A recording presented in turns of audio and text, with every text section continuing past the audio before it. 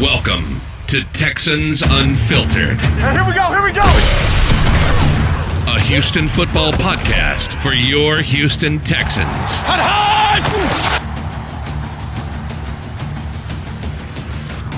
All right, guys, welcome back to another edition of Texans Unfiltered, a Houston football podcast for your Houston Texans. I am Young Ari Gold, and tonight I am not joined by my friend and co-host John Wade, the Garnet Texan.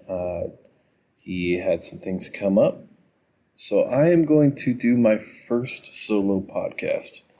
And it's an interesting podcast to do by myself, but I'm going to give it a shot. I know you guys are dying for a episode to talk about the Broncos game, and I didn't want to keep you guys waiting, so I am going to do this solo tonight. So before I hop into everything, obviously you know the drill. Texans Unfiltered is brought to you by Run Game Clothing. Go to rungameclothing.com. Use promo code Unfiltered at checkout for 15% off your order. Run Game Clothing is where you go to get all of your Houston sports apparel and swag. Go to rungameclothing.com. Use promo code Unfiltered for 15% off your order. All right. Well, yesterday was very interesting. I woke up, I didn't wake up. I went Saturday night, drove down with my little guy. We stayed the night in Houston, hung out with my family, with tickets to the Broncos game. Had really good seats, found a really good deal. We were both really excited to go. The morning was awesome. Spent some time with Mike Meltzer and Stephanie Stradley out at the tailgate. It was cool to meet Mike in person. Really cool dude. Went to NRG early, and my 7-year-old got to play catch with J.J. Watt. Pretty cool. Good start to the day, right? And then the game started. And there's a lot to get into, and there's a lot of questions from listeners. I think most of our podcast today will probably be spent talking about the questions that were asked. But, my instant reactions to the game, honestly, I wasn't really too upset at first. Still not really too upset. I think these types of things happen in the NFL more often than you realize. I'm watching a 2-10 New York Giants currently leading the Philadelphia Eagles 17-3 with Eli Manning at quarterback. Things like this happen in the NFL. It doesn't excuse it, doesn't make it okay. Obviously, we're here to talk about kind of what the issues were and some of the things that we saw, or I saw. I didn't get to rewatch the entire game today, but I watched some of it. I'll be rewatching it tomorrow and doing a whole thread on the theme of tonight's podcast. But before I get into kind of the ups and downs, kind of my instant reaction, at first it was really the 4th and 1 empty set call in the second quarter at the 2-minute mark. You were down 24, I believe, 24-3 at that time. You've been running the ball pretty well. Really, the play call there, I wasn't a big fan of. And I know right now Bill O'Brien's getting a ton of blame. Bill O'Brien's getting really all the blame for yesterday. And I understand it. I understand the frustrations from the fans regarding kind of how the team performed, how they showed up. But I really don't think Bill O'Brien was much of the issue yesterday, and we'll get into a little bit of where I really thought the problems lied yesterday. But the 4th and 1 empty set call, that's like one of the first things that comes to mind.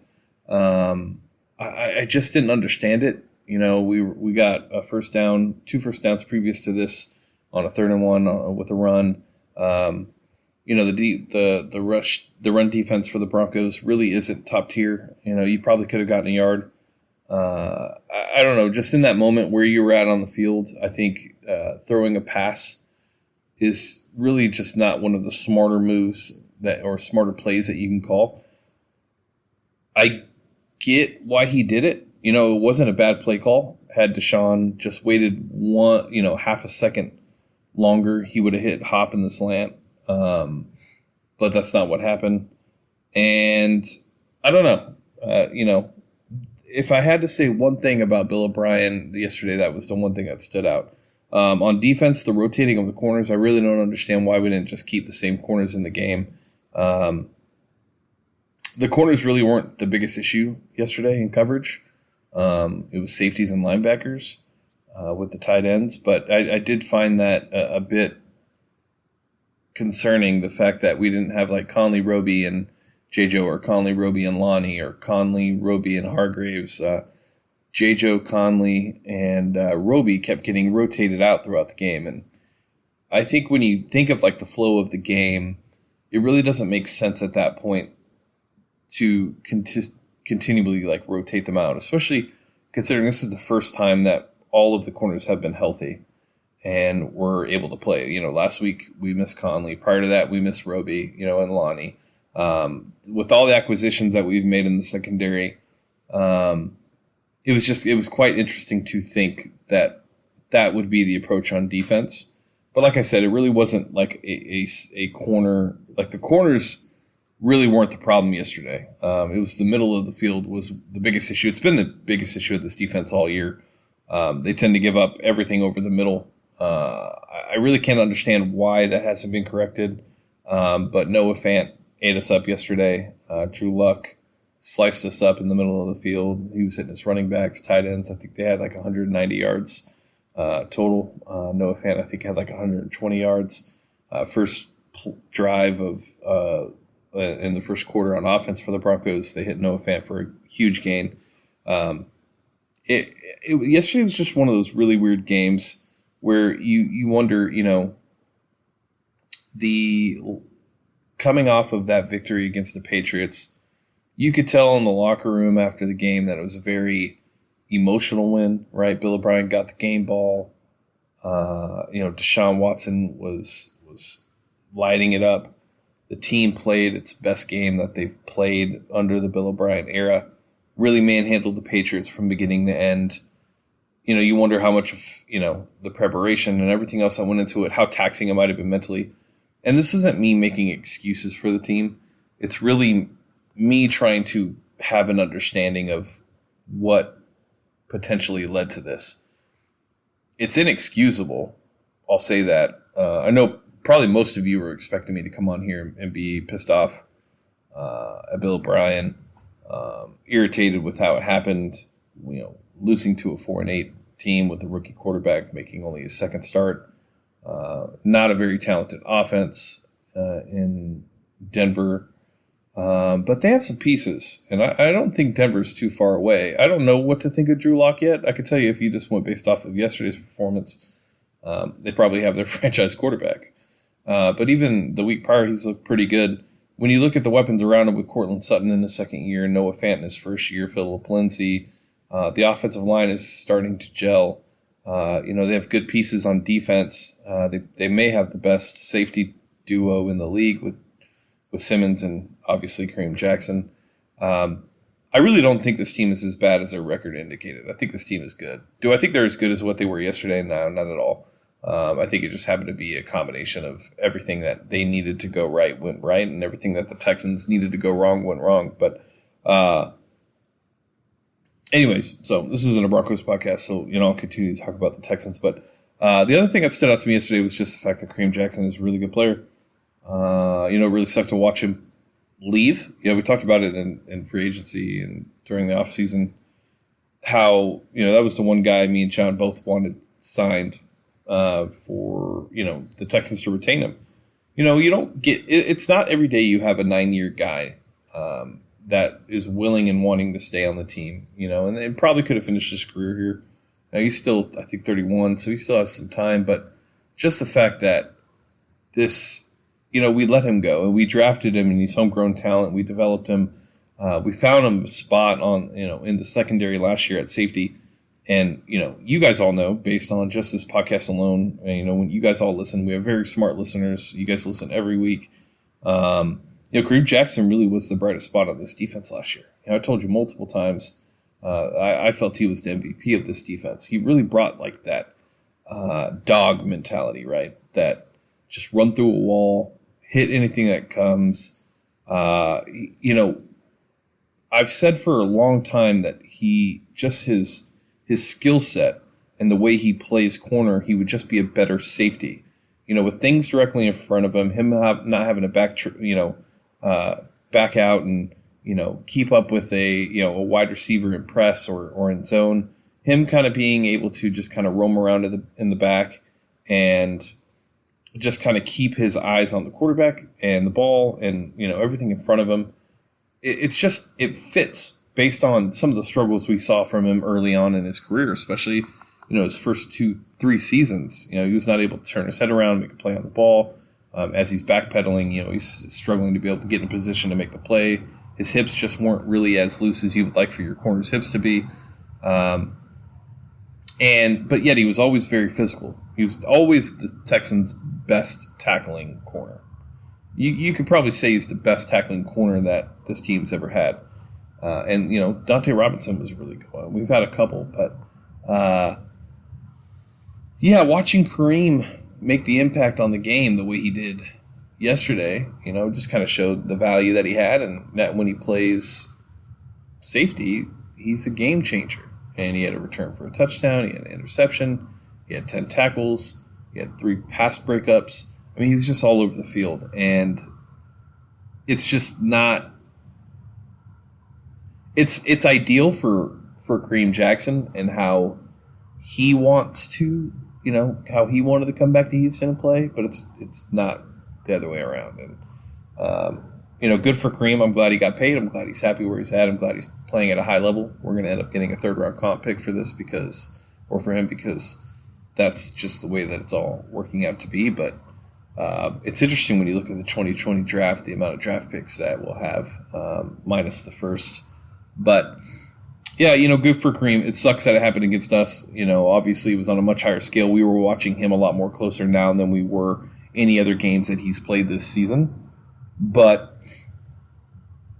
he had a great game. He was a game changer for him yesterday. So those were the things that kind of jumped out to me, just like my instant reactions. You know, when we get into like the offense, defense, you know, there's some things that I really want to talk about for a while. And it's going to be a little different because I won't have John here to kind of go back and forth and talk about with this. But Deshaun Watson, let's get into the offense. Today, I started to get a lot of backlash on Twitter because I put a lot of my opinions and thoughts out there, and I just don't really care what anybody thinks. I'm not paid for this. I'm not a media member. I don't have relationships in the front office. You know, I've talked to Bill O'Brien. I've emailed Bill O'Brien, but I really don't have a lasting, you know, relationship with a lot of people in the Texans organization. I'm working on that. That's my goal, right? Is to be able to do things like that and be able to send a text and get updates and things like that. That's definitely something I'm working on. But right now, that's not where it's at. And because of that, and even then, when that happens, I'll be able to be as honest because that's just who I am. But yesterday, the biggest thing that struck me about this game was the same thing that struck me in the Carolina game, the first game against the Jags, the first game against the Colts, the first game against, or the last game, or the only game against the Ravens, yesterday's game, the second Colts game, even. When this offense has not been able to string together good drives and really be that offense that you expect it to be, Sputnik, you just won fantasy football because of that one catch by Golden Tate. I hate you. But thanks for working on the website. The one thing that was constant in all of those games was Deshaun Watson's performance. Now, I just mentioned 5 games. Now, before I get into some of the things that I saw, I want you to think about this for a second. In your time as a fan of the NFL, now we're fans of the Texans, but you know we're fans of the NFL. We watch other games that are on, and we keep up with news, right? Like if you're listening to this podcast, you obviously listen to other podcasts and stuff like that. When you take into consideration the fact that I was just able to mention 5 games in the span so far of 13 games where Deshaun Watson was completely off. What other top 10 franchise quarterback currently in the league could you really say that about? Carson Wentz, maybe. Maybe he might be the only one. But from a top 10 quarterback perspective, name me another quarterback that has the peaks and valleys that Deshaun Watson has. There aren't any. It's really strange, right? When you think about a franchise guy, you think consistent, you think leader, you think the guy that really makes the engine move. He's the leader of the offense. He's the guy that has the ball in his hands, on offense every snap, minus a wildcat here and there. But, he's the guy that takes charge. He's the one that we can only go as far as Deshaun Watson will take us. And we're in year 3 of Deshaun Watson here in Houston.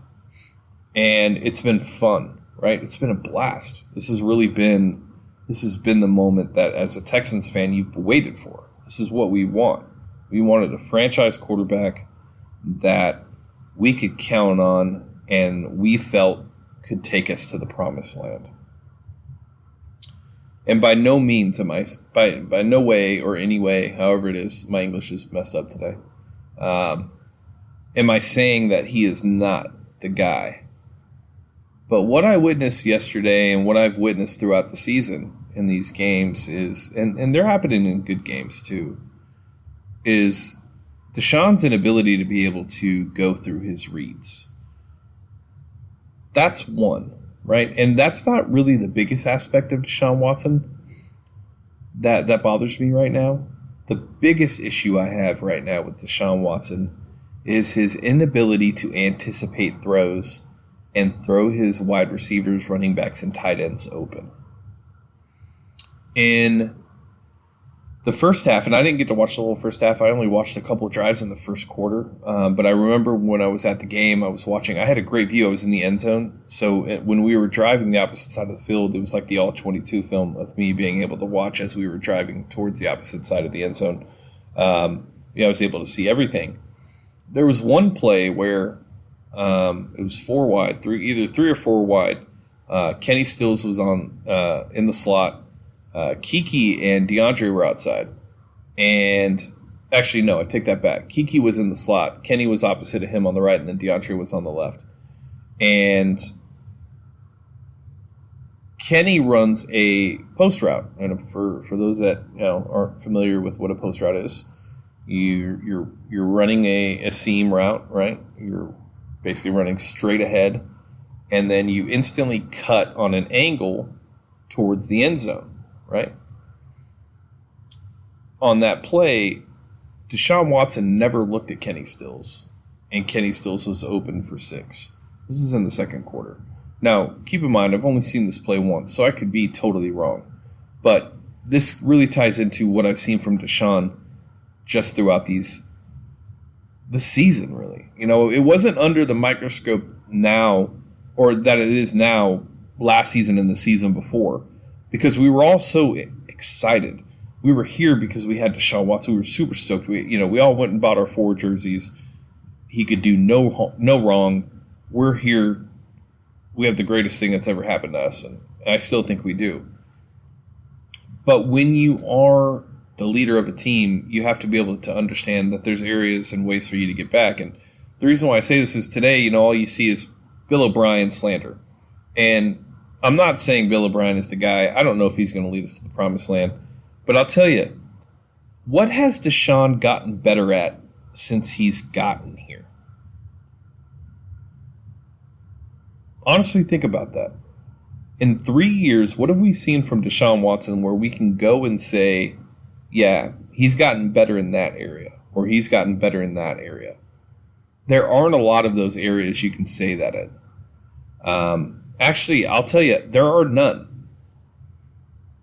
He's always been accurate, right? But on those accurate throws, it's typically when the wide receiver is wide open. And that has a lot to do with scheme, right? The route concepts that Bill O'Brien calls what get the wide receivers open as long as they execute those routes. That's why we didn't see Kiki on the field until this last week, is because he was not able to run the proper routes. And with Deshaun, his inability, one, to throw open his wide receivers, two, his inability to anticipate where his wide receivers will be on their breaks. For example, yesterday on the first drive of the series, we're on the 43 driving of the Broncos. It's 3rd and 10 after a false start from Laramie Tunsil. Kiki's in the slot on the right. DeAndre's on the right, lined up outside, and Kenny's on the left outside. And it's 3rd and 10. Deshaun snaps the ball. Kenny runs a out route towards the inside of the field. He breaks inside. And Kenny's wide open. Now, it's not for a 10-yard gain. It could be for an 8 or 9-yard gain, but there's a lot that can happen on that play. The corner could slip. The corner could not make the tackle. Kenny could make somebody miss. You can get a first down. Worst case scenario, you at least gain 8 yards, and instead of ending the drive in a punt, you end the drive in a field goal, which would have led to only the second time this season on an opening drive where we have had points. The Jaguars game, I forgot which one, either the one in London or the one in week 2, but it led to a field goal at the end of our first drive. Outside of that, we've had 0 points. And, it kind of changes a little bit, right? If you make that play and you extend the drive, or if you make that play and you get a field goal out of it, it's just, it's different. The vibe is different for the team, right? You have something to believe in. You're scoring.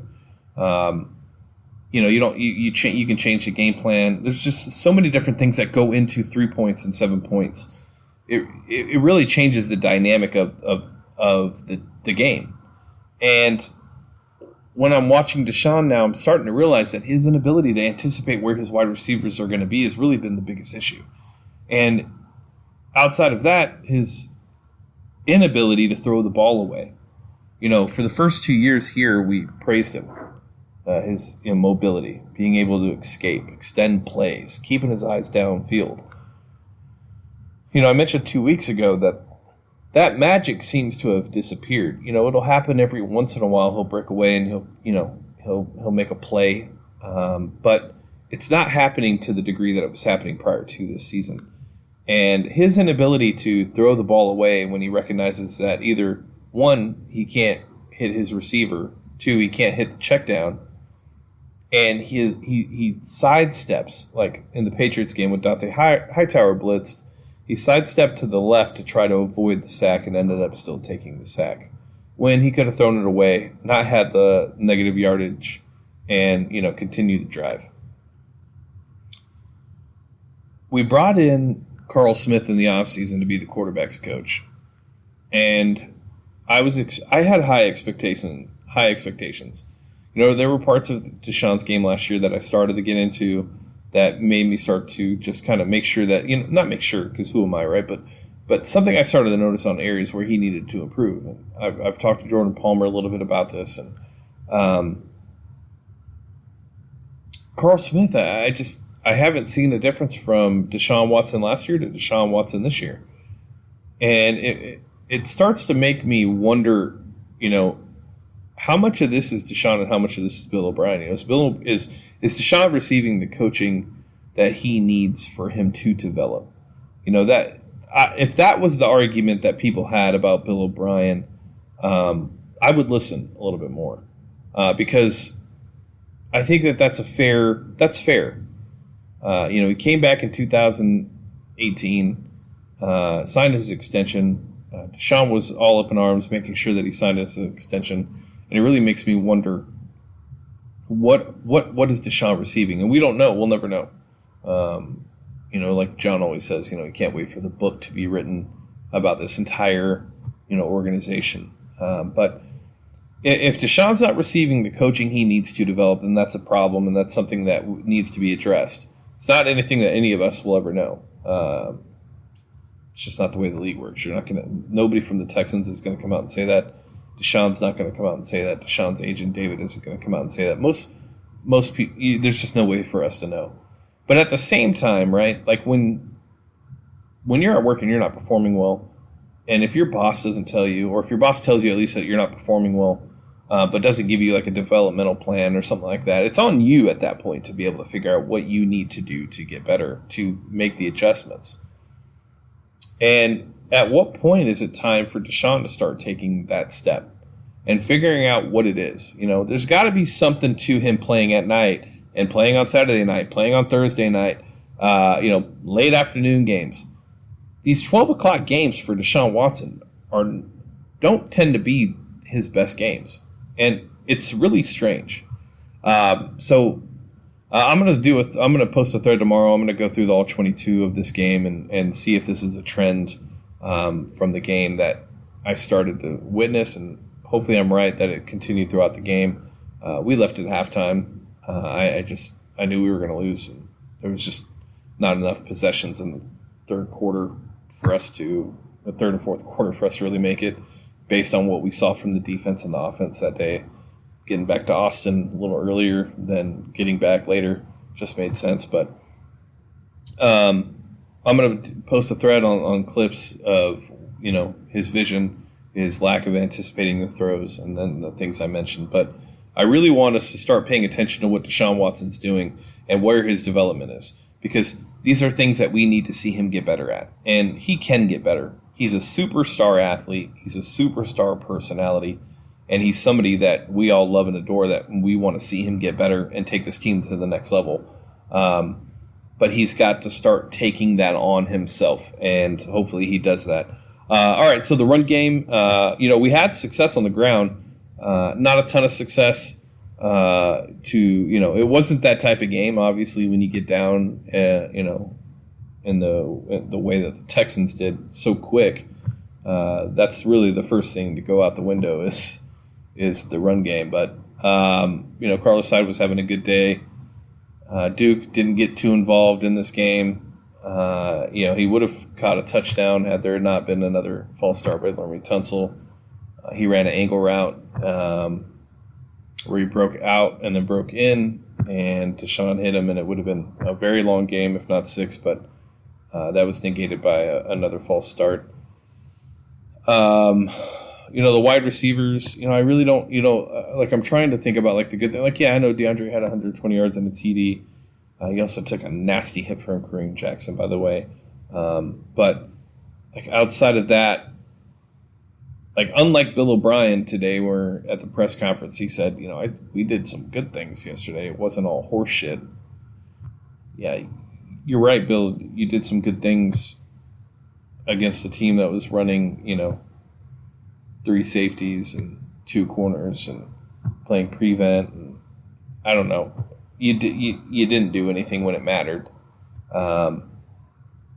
So I don't really want to get into the offense and some of the things that we saw from this offense, because there was a lot of bad things, and a lot of it had to do with Deshaun Watson, and that's tends to be a trend. It was a trend in the Carolina game. It was a trend in the Jags game, where we won because Justin Reed stopped him on a 2-point conversion.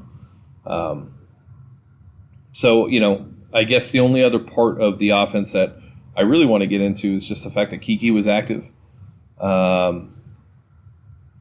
Yesterday I think was probably the best game Kiki's had as a wide receiver for the Texans this season. He looked like he was running the right routes. He was open in space. Obviously, he had the fumble. Sucks.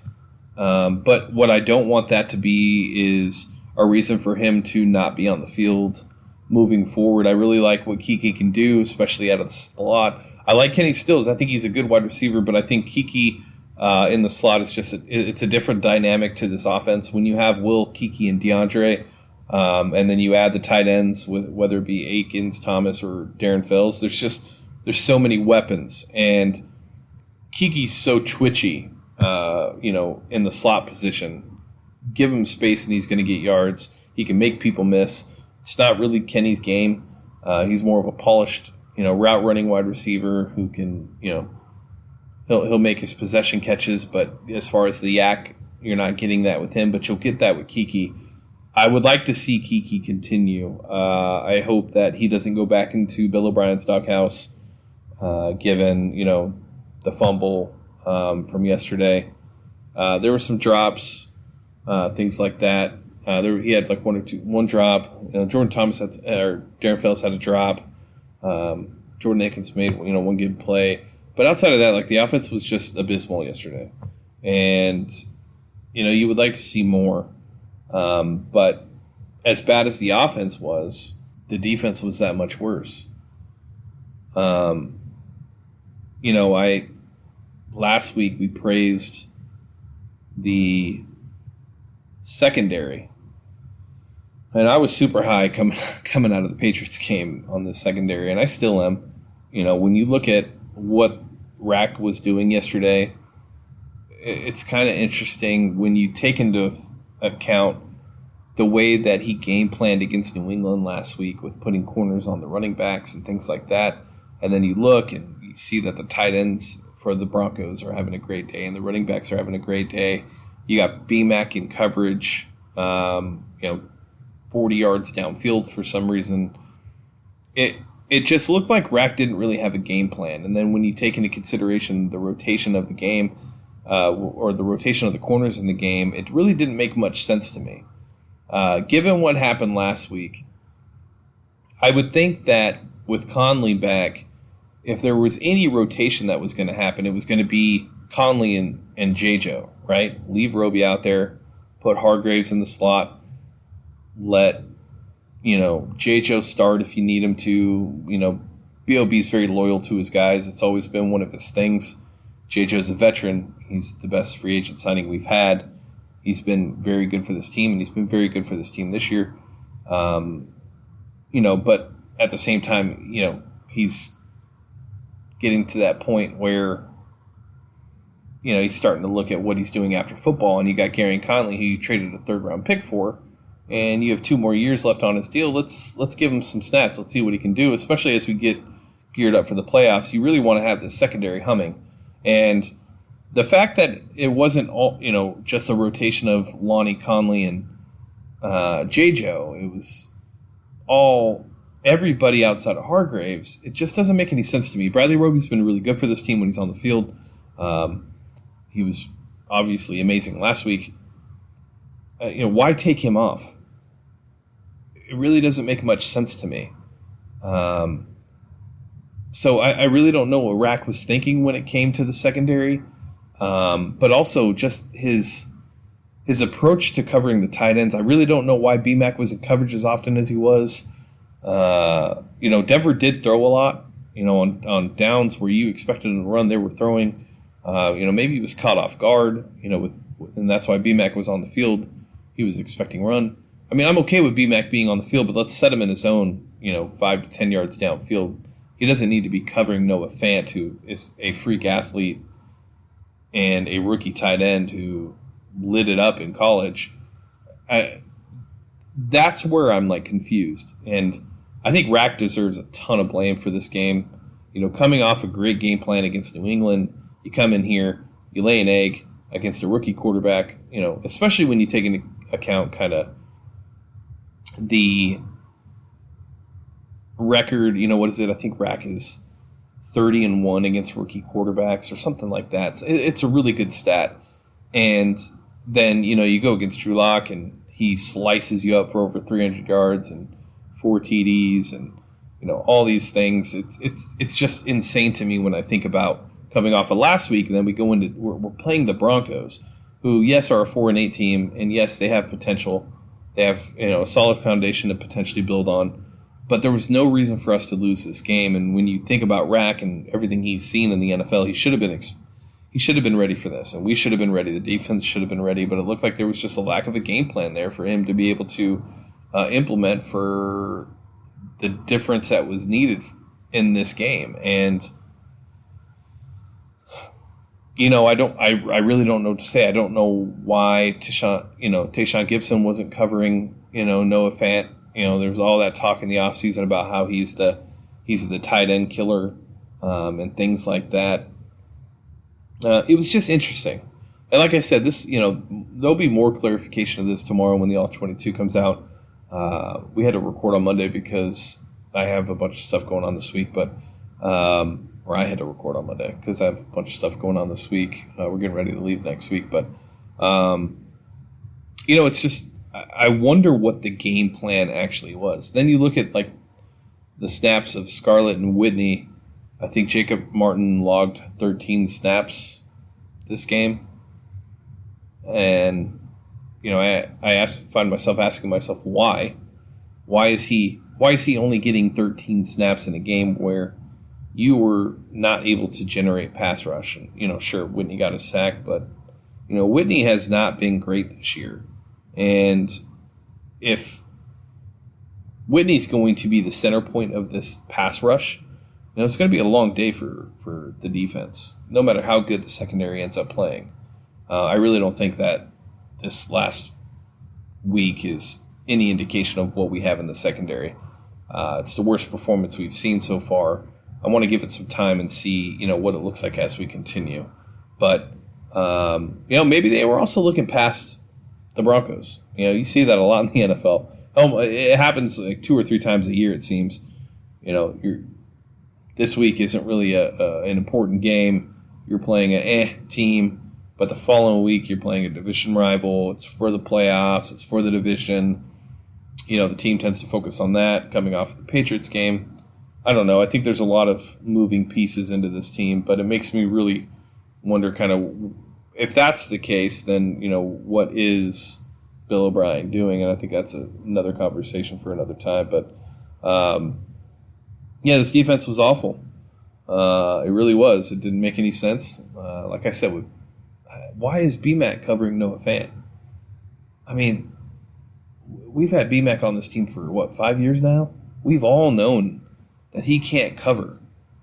He's fine in a 5 to 10 yard zone, but outside of that, he's not covering man-to-man. He shouldn't have to. He has not shown the ability to be able to do that. He's your downhill, run-stopping middle linebacker. And I don't really know why. It doesn't make any sense to put BMAC in coverage, but I guess it is what it is. I guess overall, kind of like my thoughts on the game, and we'll get to other parts of this, but other thoughts on the game is really, my ending thoughts are Deshaun Watson has to start seeing the field a little bit better. He really needs to start throwing his wide receivers open. He needs to anticipate their routes, being able to lead them where he needs them to go. It's a big part of what makes the good quarterbacks, the great quarterbacks, is being able to do something like that. I mean, that's what the great quarterbacks have always done. And especially in this offense and how they run, the quarterback and the wide receivers have to be on the same page, understanding what the corners are doing, what the safeties are doing. Or is it outside leverage with their right arm? How are their hips turned? That lets the wide receiver know which route to run. And that gives, Deshaun everything he needs to know about the play, especially pre-snap. And I just find it very interesting that this is a continuous trend for this team. And this is a continuous trend for Deshaun Watson. In his development, we're in year 3, week 14, and yet we're still talking about the same things. And we will only go as far as Deshaun Watson takes us. And hopefully we start to see things. A lot of people bring up the fact that when you mix in a lot of RPOs, quick, no huddle, and you really get the quick, underneath passing game going, that's when he thrives. And you're right. That is when he thrives. That's when the offense thrives in general. But, there's other parts of this game where Deshaun has to thrive as well. And if you give teams the same look every week, it ends up catching up to you. I know Baltimore is on an incredible run right now. But when you're doing that every week, eventually there's defensive coordinators and head coaches that say, okay, we've seen this before. We know what you're doing now. If the Patriots stopped Baltimore in the playoffs, would you be shocked? I woun't be. That's the way the league works. Once there's enough film and tape, that's how it works. And so for everybody that's saying, we need to do no huddle, we need RPOs, we need quick action, quick passing game. Yeah, we do, and we need to sprinkle that in. I agree. I think that should be part of the offense in general, but I don't think it's something we should lean on and do on a regular basis. I like that we're doing different things. Deshaun has shown the ability to be able to stand in the pocket and dissect a defense, and then he has games like yesterday in Carolina and Baltimore where you're just like, geez, like what's going through his head? And I really like to start to see those things cleaned up. Nacho Debro, I saw that you mentioned on the Discord. You're hoping that we don't have another Bortles, or that we don't have a Bortles at quarterback. And I can tell you right now, we don't have Blake Bortles at quarterback. We really do have a top 5 talent at quarterback. We have to keep in mind he's 24. I think another thing to keep in mind is this is really his sophomore slump, right? Like when you take into account he played 7 games, started 6 his rookie year, then tore his ACL. Last year, he wasn't fully healthy. Then he wasn't fully healthy throughout the season because we had a terrible offensive line. You start to wonder what that did to his development. Then this year, he's got a fixed offensive line, obviously missing Titus Howard, but protection wasn't an issue yesterday. You have to wonder, how much of that is playing into his development as well. I think there's a lot of moving pieces. I think Deshaun has the talent to be an all-time great, and I expect that he will be. But I think this is kind of what comes with it. And, me criticizing him and saying some of the things that I've seen and had issues with, it isn't, I really don't want you guys to think that this is me hating on Deshaun or, thinking anything less of him. It really just boils down to the fact that he really is, he's a 24-year-old quarterback that's, dealing with adversity for the first time, dealing with all new weapons on his team. Duke Johnson, Carlos Hyde, Darren Fells, Jordan Thomas just got back and implemented.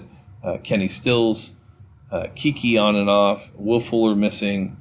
There's a lot of different things that are happening with this team, and you have to ask yourself, one, how long is it going to take for the team to gel, right? When you're adding all these different components and all these players, from a team perspective, it takes time, and it's not something that just happens by week 10.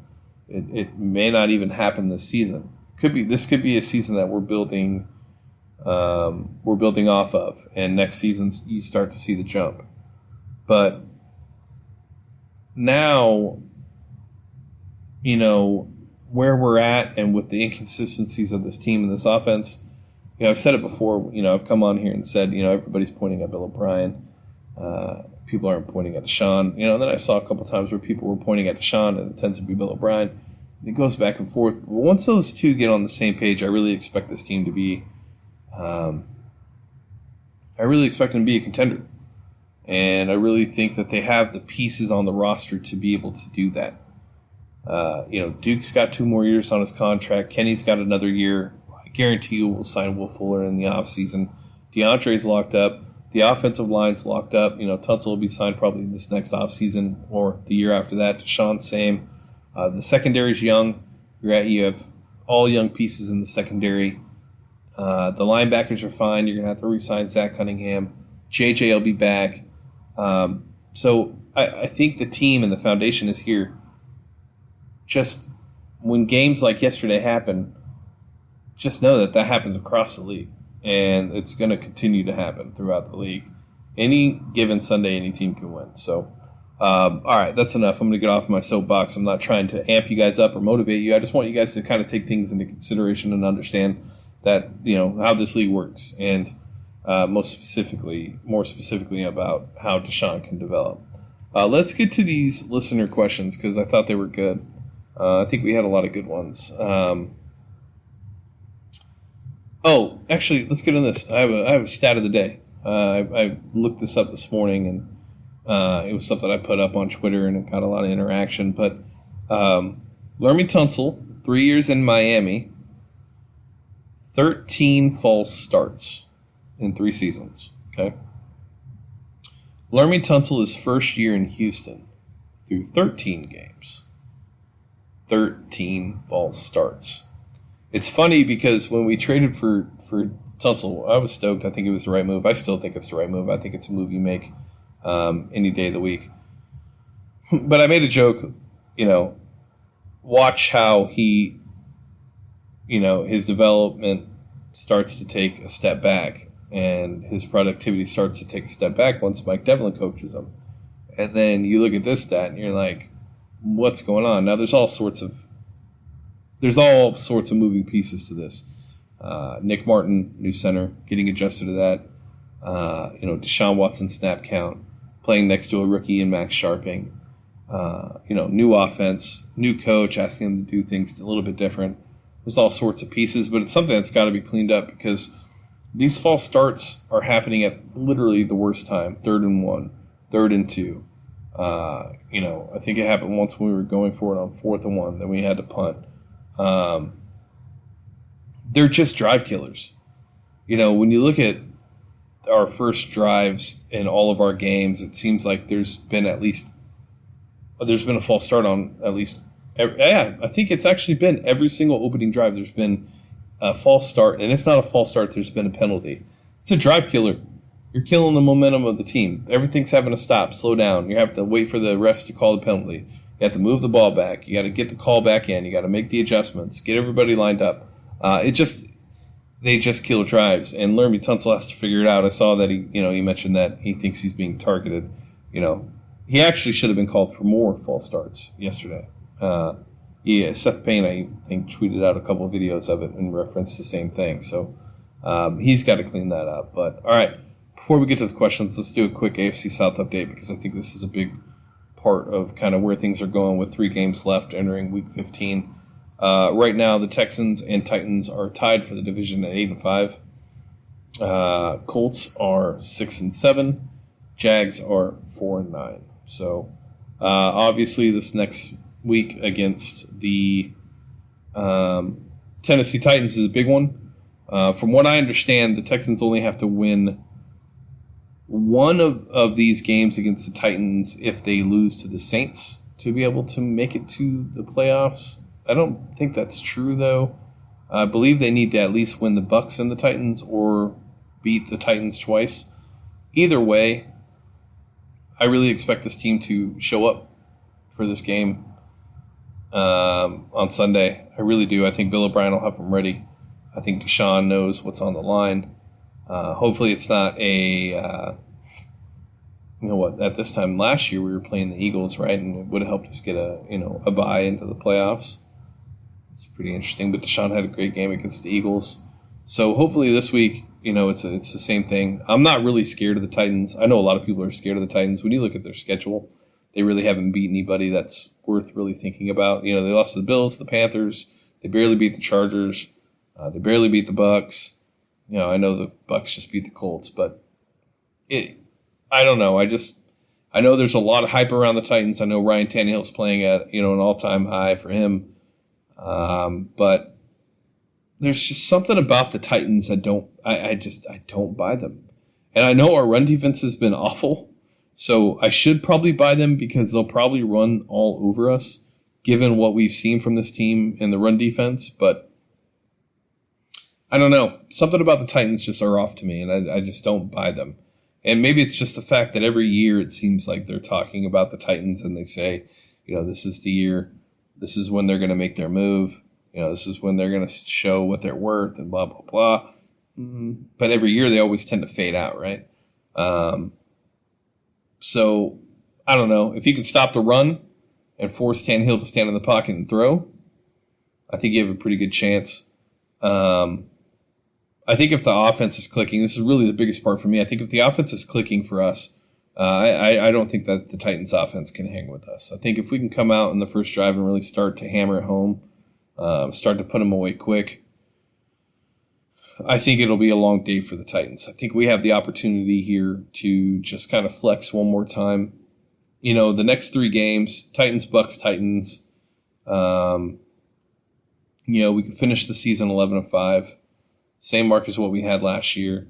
It'd be good to go into the wild card round with a 3-game win streak. Everything's lining up for the Texans. They have the opportunity. It's in their hand. It just all depends on what they'll do with it. And at this point, we don't know what team we're going to see, right? It's there's that trend that's going on. I think it's lose one, win two, lose one, win two. So if and I guess that's the trend of the team so far this season. If that's the case, then we'll beat the Titans and we'll beat the Bucks, which guarantees us a playoff spot. Lose to the Titans and then win two, which would mean wild card division, and then we lose in the AFC Championship. I guess if that happens, a lot of fans will be happy. If we taste the AFC Championship, I'm going to be upset we don't make it to the Super Bowl. But I'm not worried about the Titans. I'm really not. I think this offense is going to show up. I think Bill O'Brien's going to have them ready. I wouldn't be surprised if Rack has a game plan in place to be able to stop the run. Maybe send some things at Ryan Tannehill. But I expect the Texans to win this game. All right, let's get into our questions. So the first two are from Discord, Spanky_Climax. Do you guys think we need to start looking for a Fuller replacement? He drastically changes our offense, and we have a much higher success rate with him on the field. But he misses almost half a season every year. Yeah, I think I mentioned it last year or last week in the podcast, recapping the Patriots game. Yeah, I wouldn't be surprised if I honestly, I would be totally fine with our first pick in the draft. I think it's second round. Obviously, draft slots aren't decided yet, but I wouldn't be upset if they took somebody that high. Because you're right, Will Fuller is what makes this offense move. When he's not on the field, everything changes. And I don't know if that's a schematic thing, that's a Bill O'Brien thing. Kenny Stills, he's a burner, but he's not Will Fuller. It's funny, at the beginning of the season, everybody's like, well, you got Kenny Stills, he's Will Fuller insurance. Not really. I mean, he's not Will Fuller. But he's a good third option to have on the team. The Chiefs took Mecole Hardman for Tyreek Hill insurance. He's had a really good year for them when Tyreek Hill has been banged up. He's had a really good year for them when Tyreek Hill is on the field. They'll line them both up. So yeah, I would invest a high pick in a Will Fuller insurance type player. The problem is there's not a lot of those, and it's not just about fast. That's not what separates. That's not what makes Will Fuller as good as he is, and I've said it a million times before, and I'll keep saying it. What makes Will Fuller great is the fact that he has that 4.3 speed, but he's also just a crisp, polished route runner. He can run all his routes. So when you add the combination of his speed and his route running abilities, it's a nightmare. Just watch his curls, watch his slants, watch his out routes, watch his double moves. His double move, maybe the most potent double move in the league. It's really interesting to see. So when you add the 4.3 speed and his route running abilities, it just makes him special. And I don't know if you're going to find a talent like that in the second or third round, but it's worth a shot. I mean, you need it, right? We know he's only going to play 8 games a year. So, yeah, at this point, I would. All right. Thanks for the question, Spanky. I feel really weird saying that out loud, so now I'm going to have to edit that out. All right. Another one from Discord, Sputnik. Do y'all think our inconsistencies as a team is better explained with the lack of time many of our starters have had together on the team and in the system than just B.O.B. Rack bad? That's really funny because that's pretty much what you see, right? I think Rack has his moments. If the team moved on from Rack this offseason, I wouldn't be upset. I do think Rack is a Hall of Fame assistant coach. One of the better, maybe a top 5, top 10 defensive coordinator of all time. When it comes to game plans against the top tier teams, he tends to do pretty well. Everybody freaks out when he plays prevent like he did against the Patriots. But, when I look back at the Patriots game in the divisional round with Brock Osweiler at quarterback, that was just one of those games where when you watch the game plan that Rack put in, it was just a really good game plan. It was Tom Brady's worst playoff performance. We were just living in the backfield. And those moments are what make me think, I don't think he's past his prime to the point where you can't make those types of game plans and implement them on game day. I just, do we want something new? Do we want something fresh? Given the changes in the personnel, the changes in the secondary, the loss of Clowney, the additions of Jacob Martin, potentially losing Whitney this year, this offseason. I think it just kind of depends on where the team is going with their personnel. Are they going to go to a more 4-3 look, more 3-4 look? What do they want to do? Is JJ coming back fully healthy? I think there's a lot that goes into this team and what they want to do. So hopefully we don't move on from Rack. But yeah, wow, I really went on a tangent there, Sputnik. Yes, I do think that there is a part of it that's, the starters have not had a ton of time together, right? Tunsil was added, a week or two before, and he was a little banged up. Titus Howard missed. Max Sharping was there for all of OTAs and offseason workout. Duke Johnson was hurt during the offseason. Carlos Hyde was an addition on cut day. Kenny Stills came when Tunsil came. Darren Phillips had, a bad start to training camp. We haven't had Jordan Thomas. You add in the secondary aspect of Conley, Hargraves, and Lonnie Johnson and Bradley Roby. All four are brand new corners to this team. The only constant is Jonathan Joseph. Tayshaun Gibson and Justin Reed haven't played all their games together this season. Tayshaun was hurt. Justin Reed was hurt. So, yeah, I think there's a ton of moving pieces. And, I think a lot of that has to do with the fact that the inconsistencies probably lie there. I don't really know where else you could look. It just takes time to build that camaraderie, that gel as a team. And that's why I said earlier, this may not be the season that we're hoping for, but it could be a season that we build off of. And, no fan wants to hear this, but this could be the season we build off of and, look back and say, okay, that's where it all started. Because almost everybody on this team will be coming back next year. And, it's going to take time for them to be able to put it all together. And I wouldn't be surprised if that's kind of the path that we're on. All right, on Twitter, Mo_BTexan1911. Real talk, I'm actually scared the Texans won't make the playoffs. It's one bad game. We've all said they are capable of beating and losing to anybody. It's no different than any other NFL team.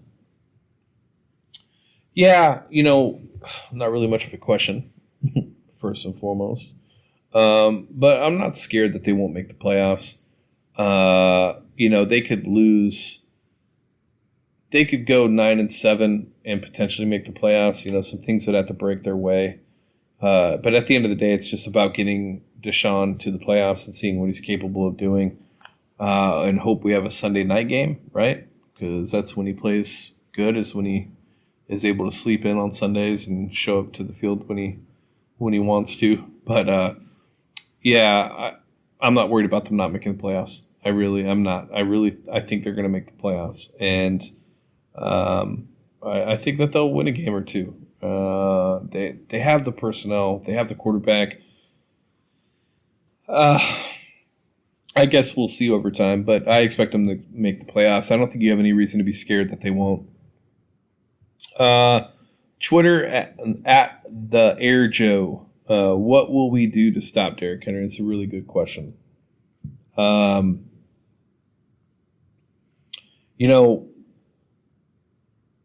This team over the last 4 weeks hasn't shown the ability to be able to shut down the run.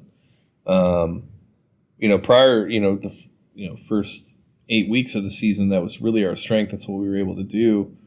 And then obviously when we lost JJ, that kind of changed, which is crazy because JJ wasn't really great against the run either. But I think it was more about the attention that JJ garnered, whether it be pass defense or rush defense, run defense. But I think there's lots of things we can do. I think there's a lot of things schematically that Rat can do.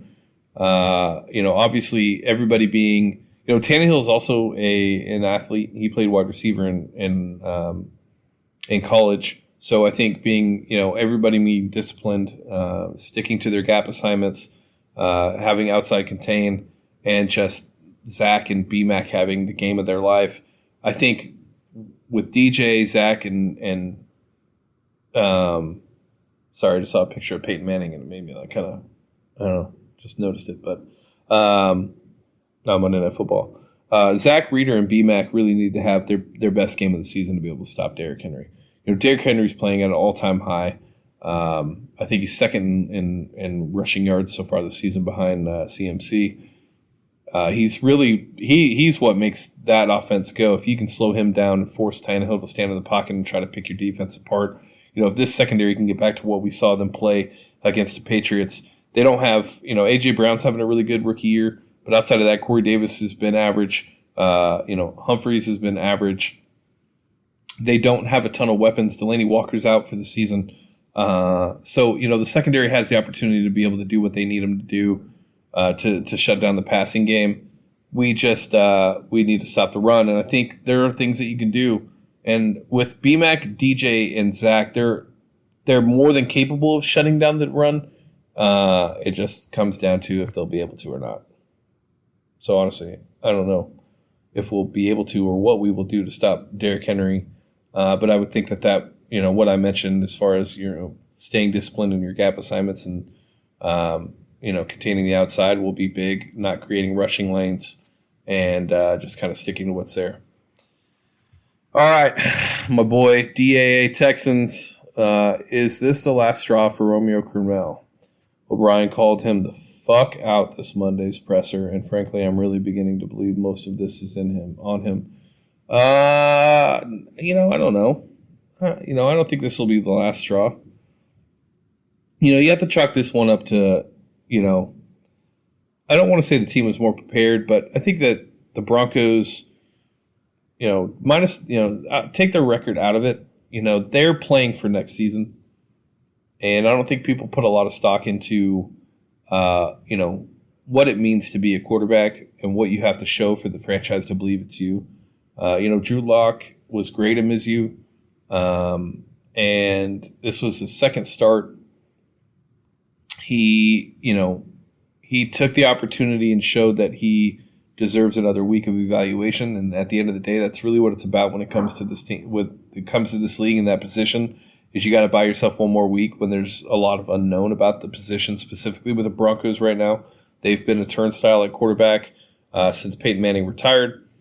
And he came out with a point to prove. And, his tight end, Noah Fant, I really think Noah Fant's going to be a monster in this league, whether it's Drew Lock that's, throwing to him or not. I loved Noah Fant in the draft. I really thought that, there would be a chance we would take him. I know we had Akins and Thomas from the year prior, but I just like Noah Fant. But, I don't want to say that Romeo Crennel, I can't say it's the last straw. I really can. And it all kind of goes back to what I mentioned earlier as far as what we've seen from Rack in the past. I don't think the game's past him. If we did move on from him, I wouldn't be upset. But at the same time, I want to see what he does in the playoffs because that's really when he's called his best games when you think of Oakland, Patriots. Sure, the Chiefs game happened, but, how much of that was on Rack and how much of that was on Brian Hoyer. What did he throw? 4 interceptions? I remember just wanting to drive through a cliff that day, by the way. I should have never thought that we had a chance with Brian Hoyer at quarterback, but God, that was an awful playoff performance. So, no, I don't think it's the last straw for Romeo Crennel. King of Macaroni on Twitter. What are the adjustments that you feel will make this team more consistent? Well, I think having those same personnel on the field every Sunday is going to help, right? Like when you look at the offense, Titus Howard's first game out was last week. So you have Darren Fells blocking more. Prior to that, he was our main pass catching tight end. That had to change when he has to block to make up for the loss of Titus Howard. The no Will Fuller, no Kiki plays a part in the offense, just not being able to gel, and Deshaun not getting on the same page as his wide receivers. So when I think of consistency and the adjustments that need to make for that to happen, I think the personnel has to be consistent for there to be consistency. And throughout the season, we haven't seen consistent personnel. When we have seen consistent personnel, we see top tier offense and pretty good defense. And I think for that to be seen throughout the rest of the season, we got to get Will Fuller on the field. He needs to stay. We need to get Kiki on the field. I'd like to see Darren Fells get back into the receiving game. I'd really like to get back to establishing the run. I think that's one thing that people are leaving out about this team is, prior to 4 weeks ago, Carlos Hyde was on a tear. We established a run game with Carlos. He was very good, very explosive in the backfield, running up the gut. I'd like to see us get back to establishing a run game because Deshaun seems to play better when there's a run game established. But I think that the consistency aspect just has a lot to do with the personnel. When you look at the defense, it's the same thing. We've had a ton of injuries in the secondary, whether it be our safeties or corners. We lost J.J. Watt. Jadeveon Clowney is gone. Jacob Martin comes in, comes out, comes in, comes out. Brandon Scarlett was out. We lost Dylan Cole. So, there's a lot of things that are happening on the personnel side that, make you wonder, what if these guys were healthy? But that's just not the NFL. You're never going to have all 46 of your active day roster, players be healthy throughout the season. It's not the way it works. So you have to be able to make adjustments. The problem is we come in and out every week of different lineups and different on both defense and offense, and it's hard for the team to get to gel and have the consistency that is needed for us to be a good team, and I think that plays a big part in it. All right, at MH Kelso, how can the secondary turn in a season best performance against Brady and a season worst against rookie quarterback? We saw the ceiling and the floor of the Texans back-to-back weeks. Yeah, it's a very good point. Very good point, MH Kelso. I think a lot of it had to do with the scheme. I think a lot of it had to do with the rotation of what Rack was doing with the game plan. I'm not really sure if what Rack was thinking with rotating out Lonnie, Conley, and J-Joe, with Cortland Sutton being such a big, I think he's like 6'4", 235, 240. He's a big wide receiver, very physical. If he thought, he'd look and see who would be the best matchup. Lonnie Johnson's pretty big, very physical, lanky arms, tall guy. If he kind of wanted to see what that would look like. But then again, when you look at the secondary, you have to ask yourself, was it really them? Does the secondary really cause the issues yesterday? The wide receivers really didn't have a great day. But it was more the coverages and the scheme from Rack with lining up BMAC on, tight ends and having him in deep zones. The safeties, not playing in the box and picking up the running back out of the backfield. That was BMAC or Zach. So I don't know if really we know what we have in the secondary yet. I think the potential is there, right, with Conley, Hargraves, Lonnie, Bradley Roby, and J-Joe, right? But it's what combination is going to be the best for this team. Hargraves had a fine game yesterday, so he looks like he's going to be a good addition. Conley, we've seen in moments, is really good. Bradley Roby has been good all year. Lonnie Johnson's going to have his rookie moments, but I think he's had a pretty good rookie season as well. And J-Joe has been fine this year too. He hasn't really been a liability in coverage. The only time he's a liability is when he decides to throw his shoulder into a big wide receiver or tight end and, hurt his shoulder every other play like he has for the last 2 years. So I'm not sure if that answers your question, but I do think that we'll learn more about the secondary these next 3 games, and we should have a good understanding going into the offseason which direction we should go. At Trevtron, why would we rotate cornerbacks rather than assign the top 3, whatever the combination, to one receiver each? What's the assumed benefit other than the rest? Yeah, I think rest was a big part, and I also think just the fact that kind of some of the things I mentioned, you look at matchups with Cortland Sutton, you look at matchups with some of their smaller receivers. Vernon Hargraves was the only constant on the field. Maybe they wanted to see what else they had in the other corners to kind of give them an idea of what they would have going into next week, right? Who would be the best second? Which 3 would be the best corner group going into the Titans to line up against Corey Davis, Adam Humphries, and A.J. Brown? I think it was just giving them a better look. It's the first time they've had all 5 all 5 corners healthy and on the field at the same time. So maybe they wanted to see, who would be the best group. That's really all I can think of. I don't really know of any other reasoning to do that. When you think about the game and you think about how much, consistency and flow matter, right? Rhythm, staying on the field, getting the reps needed. That plays a part in being able to build on, your success of drives and snaps, and build that continuity as a secondary. So I'm hoping that this week we see Rack go back to a traditional, scheme where hopefully my ideal three, not sure if that's what you were asking as well, but my ideal three would be Conley on the outside, Roby on the outside, Hargraves in the slot, and then, in packages that call for 4 or 5 corners, you would bring in JJ and Lonnie Johnson. So that's it for me. That's what I would do. All right. Let's see here. That's it. Wow, that's a lot of questions. Thanks for the questions, guys. I'm glad that we were able to get to them all.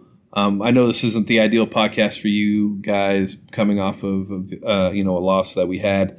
I know you guys you probably look more forward to the loss podcast than you do the winning podcast. At least for me, that's kind of makes it easier for me to kind of dissect and see what's wrong. It's easy to see what was right and have those, have that podcast. But this was not a good game. This was an ugly game. We didn't look ready. Deshaun didn't have his game as usual or didn't have the usual game. I don't want to say as usual. That came off bad. But, I expect this team to bounce back. I think we'll beat the Titans in Nashville next year or next week. And I think that we'll make the playoffs. And at the end of the day, that's what you want to do. You want to see what 4 can do in the playoffs. Hopefully we have that opportunity. I expect this team to show up, beat the Titans. I think we'll beat the Bucs, and after that we'll probably rest everybody against the Titans and just kind of take whatever it is. You can kiss goodbye, unless there's some monumental collapse from the Patriots, which I don't expect. Their schedule just after the Bills game, really, there's no way for them to lose. I think they play the Bengals this week. So, but yeah, I expect the Titans to lose. I expect us to go on a run. And hopefully we're hot going into the playoffs. So with that being said, I hope you guys enjoyed the solo podcast this week, recapping the Broncos game. Before we get out of here, a quick house cleaning thing. If anybody out there has any experience in marketing, we're looking to grow the podcast and build the brand. If anybody has any ideas of things that they'd like to do or have a marketing background, feel free to send me an email at james@texansunfiltered.com. We do have one of our Discord members that's working on something as well regarding social media. But, I had a really interesting meeting over the weekend, and, I've heard a lot of good things from you guys about the podcast and kind of what your thoughts are and what you think our potential is. And it's always nice to hear. And when you hear that, kind of reconfirms what you've already believed, and it makes you start to think outside the box on how you can grow. And so with that being said, I'm looking for anybody that has a marketing background that would like to, maybe have a meeting, maybe lunch or dinner to talk about some of the things that we could do better and how we could grow our platform. So send me an email at james@texansunfiltered.com. With that being said, I'm Young Ari Gold signing off for Texans Unfiltered. We will catch you guys next week. Loved this episode of Texans Unfiltered? We'd love for you to be a Patreon supporter. Your support allows us to provide you with the best Texans podcast possible. You can also follow us on Twitter and Instagram at HoustonFBPod and everywhere podcasts can be found. And join our community on www.texansunfiltered.com or on Discord at Texans Unfiltered. Thank you for listening. Until next time.